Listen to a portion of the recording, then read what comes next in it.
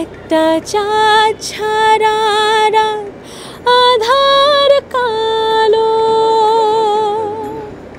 মায়ের মমতা ছাড়া কে থাকে ভালো। মুর্শিদা একে আমার ভাঙানো, তার উপরে তুফান বা পলকে পলকে উঠে পানি রে। বর্তমান সময়ে সঙ্গীতাঙ্গনের সবচেয়ে বড় কর্মযজ্ঞ, কর্মব্যস্ততা, সঙ্গীতাঙ্গনের অসংখ্য বেশ কিছু পরিচিত মুখ। ঠিক তার মধ্যে একজন অন্যতম আমার সাথে আছেন ইশিকা।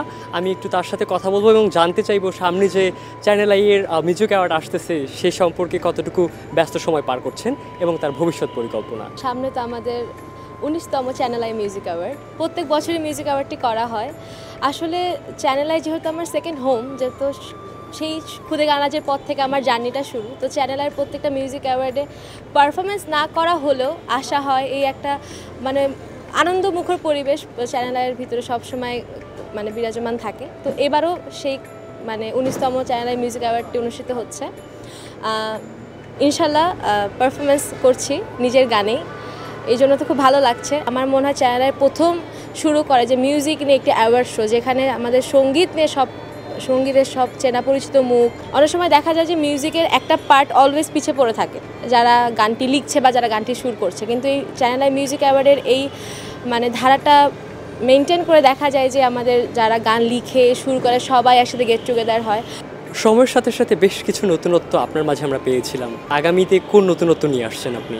আগামীতে নতুনত্ব বলতে 2025টা আসলে আমি অন্যভাবে গুছিয়েছি নিজেকে নিয়ে, যে যাই হয়ে যাক, শোজ হোক বা যাই হোক, শোজ তো আমরা করি, বাট যেটাই হোক না কেন আমি এবার 2025-এ আমার মৌলিক গান নিয়ে কাজ করব।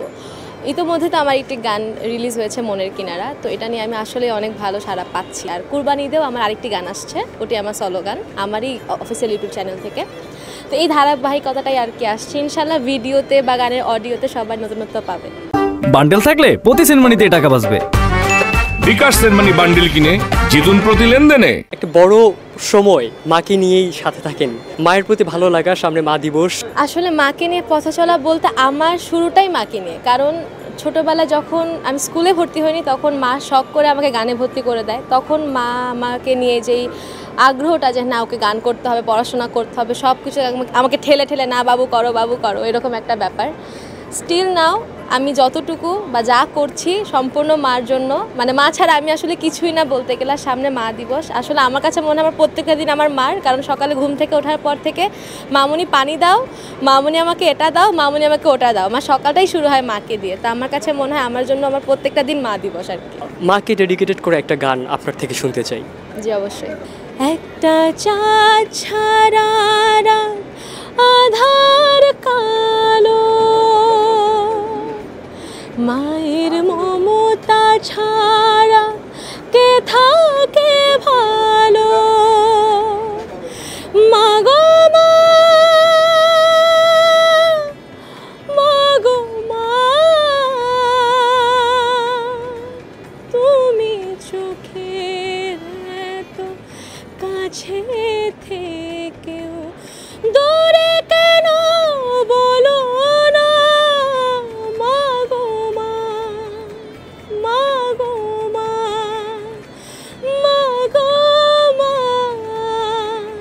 অসম্ভব সুন্দর। নিঃসন্দেহে এই গানটা অসংখ্য মা প্রেমীদের মন ছুঁয়ে যাবে। দর্শক মহল বা ইশিকার বেশ কিছু গান পিন পোস্ট করে রাখে, ওইটা বারবার বারংবার শোনে। আসলে ইশিকা কোন গানটা শোনে বারবার বারংবার? ছোটোবেলায় ফোক যেহেতু করতাম, তো ওই ফোকের প্রতি টানটা রয়ে গেছে। তো যদি আমাকে বলেন যে আমি এখন কি গেতে চাই, আমার খুব ভালো লাগে, তো আমি ফোক গানই শোনাতে চাই আসলে। মুর্শিদা একে আমার ভাঙানো, তার উপরে তুফান বা পলকে পলকে উঠে পানি রে। আবের নেওয়ারি রে, কাঞ্চা বাঁশের বেহরা রে, বাজার লুটি আনিল শহরে রে। আমার মন মজাইয়া রে, দিল মজাইয়া মুর্শিদ নিজের রে। মুর্শিদা